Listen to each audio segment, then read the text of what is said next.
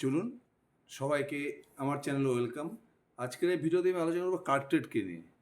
কার্টেডের latest কোয়ার্টারের result মানে Q1 FY 27 result plus এদের কনকলে management guidance কীরকম দিল, কনকলে কী হলো সে পুরো কনকলটা নিয়ে আলোচনা করবো। এবারে কার্টেডের Q1 FY 27 রেজাল্ট দেখেন, তাদের এদের মোটামুটি কার্টেডের যদি সেলস গ্রোথ দেখেন, রেভিনিউ গ্রোথ ইয়ার অন ইয়ার যদি গ্রোথ দেখেন তাহলে মোটামুটি 16% সেলস গ্রোথ করেছে। কার্টেডের লেটেস্ট কোয়ার্টারে যদি সেলস গ্রোথ দেখেন, রেভিনিউ গ্রোথ মোটামুটি 16%। যদি এবিটা গ্রোথ দেখেন তাহলে এবিটা গ্রোথ মোটামুটি 45%। এটা কিন্তু বুঝতে হবে, কার্টেডের সেলস গ্রোথ 16% হয়েছে লেটেস্ট কোয়ার্টারে, যদি এবিটা গ্রোথ মানে অপারেটিং প্রফিট গ্রোথ কত হয়েছে 45%। আর যদি প্যাট গ্রোথ দেখেন তাহলে 21%। তার মানে কার্টেডের মধ্যে যেহেতু কার্টেড একটা প্ল্যাটফর্ম বিজনেস, কার্টেড তো একটা প্ল্যাটফর্ম বিজনেস মানে অটোমোবাইল প্ল্যাটফর্ম আর কি। এখানে কী হয়, এদের বিভিন্ন প্ল্যাটফর্ম রয়েছে, OLX, কারওয়ালে, বাইকওয়ালে। যেহেতু এসব এটা প্ল্যাটফর্ম বিজনেস, এখানে তো আপফ্রন্ট কস্ট খুব কম হয়। যত লোকজন প্ল্যাটফর্ম ইউজ করবে তত ওদেরকে পুরো রেভিনিউটা যেন প্রফিট এক্সচেঞ্জ হয়ে থাকে। এই জন্য এদের কিন্তু অপারেটিং প্রফিট মার্জিন হিউজ। এই জন্য কিন্তু কার্টেড কিন্তু প্রচুর অপারেটিং লেভারেজ পায়। এটা কিন্তু কার্টেডের মতো কোম্পানির স্পেশালিটি। এই জন্য দেখুন 16% মাত্র সেলস গ্রোথ করে দিলে কিন্তু এবিটটা গ্রোথ হচ্ছে 45%, মানে অপারেটিং প্রফিট গ্রোথ হচ্ছে 45%। যদি প্যাট গ্রোথটা কম দেখাচ্ছে 21%, তার কোনো ট্যাক্সের ব্যাপার রয়েছে, আর কিছু এমপ্লয় বেনিফিট দিয়েছে এরা। এই জন্য মানে প্যাট গ্রোথটা একটু কম দেখাচ্ছে। কিন্তু অ্যাকচুয়ালি আমাদের দেখতে হবে কি, বিজনেস গ্রোথ দেখতে হবে অপারেটিং প্রফিট গ্রোথটা কত। এবার 45% হচ্ছে অপারেটিং প্রফিট গ্রোথ। এবার যদি পুরো বিজনেস ওয়াইজ দেখেন, এদের যেটা কনজিউমার গ্রুপ রয়েছে, এই কারওয়ালে, বাইকওয়ালা, যেখানে সেকেন্ড হ্যান্ড কার, বাইক এগুলো বাইং সেলিং হয়, এই কনজিউমার গ্রুপে এদের গ্রোথ দেখেন 18% গ্রোথ করেছে। কনজিউমার গ্রুপে কিন্তু এদের এটা মানে ম্যাচিওর গ্রুপ আর কি।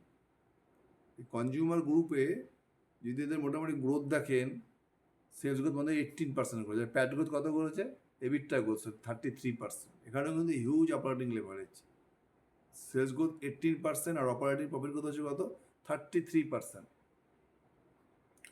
তাদের রিমার্কেটিং বিজনেস থাকে, এদের একটা রিমার্কেটিং বিজনেস রয়েছে, সিরাম অটোমল নাম। এখানে কী হয়, রিমার্কেটিং বলতে মনে করি যত ব্যাংক রয়েছে বা ইন্স্যুরেন্স কোম্পানি, এদের কাছে গাড়িগুলো পড়ে থাকে।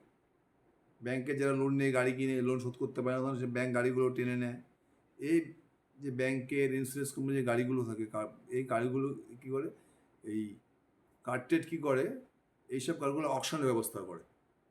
এটা যদি রিমার্কেটিং বিজনেস, এখানে কিন্তু দুর্দান্ত গ্রোথ, দেখুন 38% এবিটটা গ্রোথ করেছে। এই বিজনেসে কিন্তু মোটামুটি 30% সেলস গ্রোথ, কিন্তু এবিটটা গ্রোথ দেখুন 38%। আর প্রত্যেকটা বিজনেসে কিন্তু এদের দুর্দান্ত অপারেটিং লেভারেজ। আর ওএলএক্স তো মানে এখন কার্টেডের মধ্যে সবথেকে, কার্টেডের বিজনেসের মধ্যে সবথেকে হাই স্পিডে গ্রোথ করছে এবং সবথেকে বেশি অপারেটিং লেভারেজ হচ্ছে ওএলএক্স।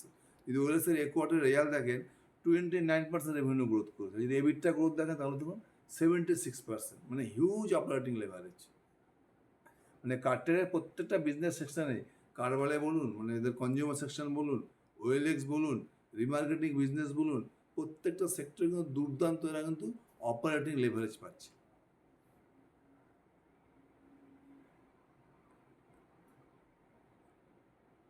আর এদের সব থেকে বড় কথা কোম্পানির ক্যাশ, যেহেতু এটা ক্যাশ জেনারেটিং কোম্পানি, এদের আপফ্রন্ট কস্ট নেই, প্ল্যাটফর্ম বিজনেস। এদের দেখুন ক্যাশ রিজার্ভ কত আছে এদের 1321 কোটি টাকা। তার মানে 1321 কোটি রিজার্ভে ক্যাশ থেকে দেবে কোম্পানির, হয়তো কোনো কোম্পানিকে অ্যাকোয়ার করতে, মানে বিজনেস গ্রোথ করতে কিন্তু খুব একটা অসুবিধা হবে না। এদের এখন যদি দেখেন পুরো অ্যাক্রস প্ল্যাটফর্ম যদি দেখেন, 80 মিলিয়ন লোক প্রতি মাসে মান্থলি এই প্ল্যাটফর্মটা ইউজ করছে, অ্যাক্রস প্ল্যাটফর্ম 80 মিলিয়ন। আর কোম্পানি কনকলে যেটা আরও যেটা সবথেকে ইম্পর্টেন্ট কথা, সেটা হচ্ছে কোম্পানির যে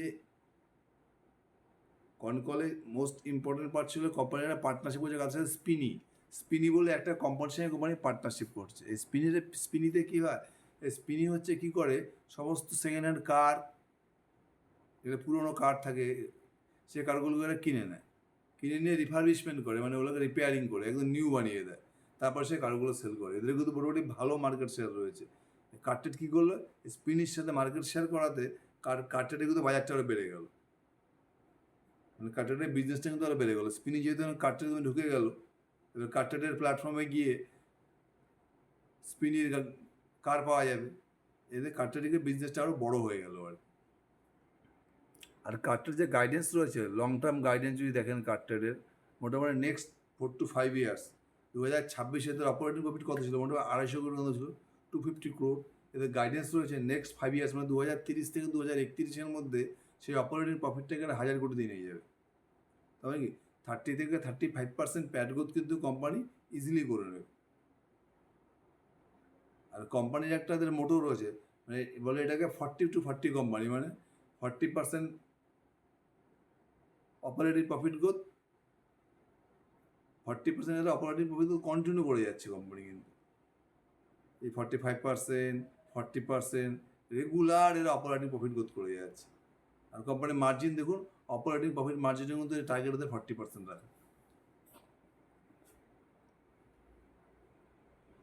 আর কোম্পানির সব থেকে কোম্পানি আরেকটা ভালো কাজ করছে এআই। কার্টেড কিন্তু এআইকে দুর্দান্তভাবে ইউজ করছে। এদের এআই আসাতে সব থেকে কার্টেড কিন্তু মানে দুর্দান্তভাবে এআইটাকে এরা ইন্টিগ্রেট করে নিয়েছে আর কি।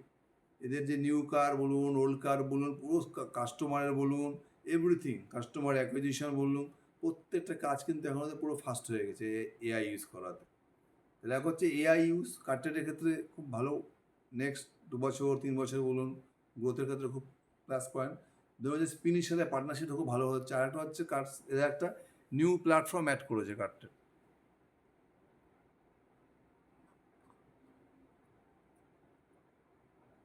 সেটা এলিট বায়ার্স প্ল্যাটফর্ম। এলিট বায়ার্সটা কী প্ল্যাটফর্ম? মানে এটা একটা সাবস্ক্রিপশন বলতে পারেন, যেখানে আপনাকে পয়সা দিয়ে এই প্ল্যাটফর্মটাকে সাবস্ক্রাইব করতে হবে। কাদের জন্য? যারা একটু বেশি মালপত্র মানে গাড়ি ফাড়ি কেনে, পয়সাওয়ালা পার্টি, তাদের জন্য বানানো হয়েছে এটা এলিট বায়ার প্ল্যাটফর্ম। এখানে কি এই প্ল্যাটফর্মটা ইউজ করতে গেলে আপনাকে টাকা দিয়ে এটাকে সাবস্ক্রিপশন নিতে হবে আর কি। এখানে অলরেডি দেখুন সিঙ্গেল মাস 1 মান্থে অলরেডি 1 লাখ বায়ার্স হয়ে গেছে, রেকর্ড। 1 মান্থে এদের এখন বায়ার হয়ে গেছে 1 লাখ।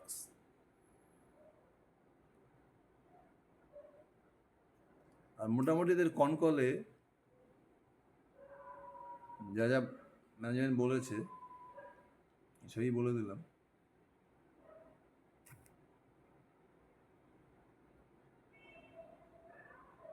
নেক্সট 4 থেকে 5 বছরে মোটামুটি কত কী বলেছে এরা, 1000 কোটি টাকার মতো এরা কিন্তু প্যাট করে নেবে। আর এরা কী বোঝে, কোম্পানিটা হচ্ছে কি অলওয়েজ টার্গেট থাকে এদের margin more than 40%, EBITDA growth more than 40%।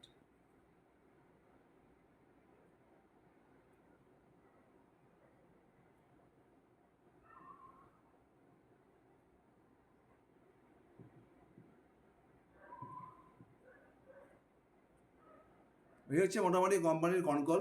কোম্পানির কনকলের দুটো জিনিসকে আমার ভালো লাগলো, এক হচ্ছে এলিট বায়ার প্ল্যাটফর্ম, আর 2 নম্বর হচ্ছে স্পিনির সাথে পার্টনারশিপ, আর 3 নম্বর হচ্ছে ইন্টিগ্রেশন অফ এআই। এই জন্য কার্ডটা কিন্তু কনফিডেন্ট যে নেক্সট 4 থেকে 5 বছরের মধ্যে এদের 1000 কোটি টাকা প্যাট হয়ে যাবে। আর যেহেতু এটা প্ল্যাটফর্ম বিজনেস, এদের আপফ্রন্ট কষ্ট বেশি নেই, অপারেটিং মার্জিন হিউজ, 40%-এর উপরে এদের এবিটা মার্জিন। মানে বিজনেস যদি মোটামুটি 18%, 20% করে, যদি এই কোয়ার্টারের সেলস গ্রোথ একটু কম হয়ে যায় 16%, আমরা যদি 18%, 20% প্যাট সেলস গ্রোথ করতে থাকে, এটা ইজিলি কিন্তু দেখবেন 40%, 35% এই রেঞ্জের এটা কিন্তু এবিটা গ্রোথ করে নেবে। মানে একটা কনসিস্টেন্ট কম্পাউন্ডার হয়ে যেতে পারে কার্টেড প্ল্যাটফর্ম। আর এই দেখুন এবিটা মার্জিনটা যদি দেখেন কোয়ার্টার টু কোয়ার্টার, যদি এবিটা মার্জিনও দেখেন, তাহলে দেখবেন গত বছর Q1-এ এদের এবিটা মার্জিন কত ছিল? গত বছর জুন 25-এ এদের এবিটা মার্জিন ছিল মোটামুটি 25%। এবার ধরুন বেড়ে হয়েছে কত? 31%। আমাদের কিন্তু কোম্পানির এবিটা মার্জিনও বেড়ে গেছে। ওএলএক্স কিছু এখন হচ্ছে কোম্পানির মেন বিজনেস হয়েছে, সব থেকে তাগড়াভাবে গ্রোথ করছে ওএলএক্স, কারণ ওএলএক্স এদের অপারেটিং প্রফিট মার্জিন সব থেকে বেশি। এদের লেটেস্ট কোয়ার্টারে 29% সেলস গ্রোথ করছে ওএলএক্স, আর এবিটা গ্রোথ 76%। আর এখন ওএলএক্স কিন্তু মানে দুর্দান্ত বিজনেস করছে আর কি। এই কোম্পানি বলছে ওএলএক্স প্লাস স্পিনির সাথে partnership plus integration of AI এবং প্লাস এদের যে এলিট প্ল্যাটফর্মটা রয়েছে, এলিট বায়ার প্ল্যাটফর্ম, এটা কিন্তু কার্টেডকে দেখবেন নেক্সট 2 থেকে 3 বছরে একটা মানে রেভিনিউ সম্বন্ধে একটা দিচ্ছে, মানে একটা কনসিস্টেন্ট রেভিনিউ এরা জেনারেট করতে পারে। সুতরাং কার্টেডকে ভালো করে ট্র্যাক করুন। Super business model. Thank you.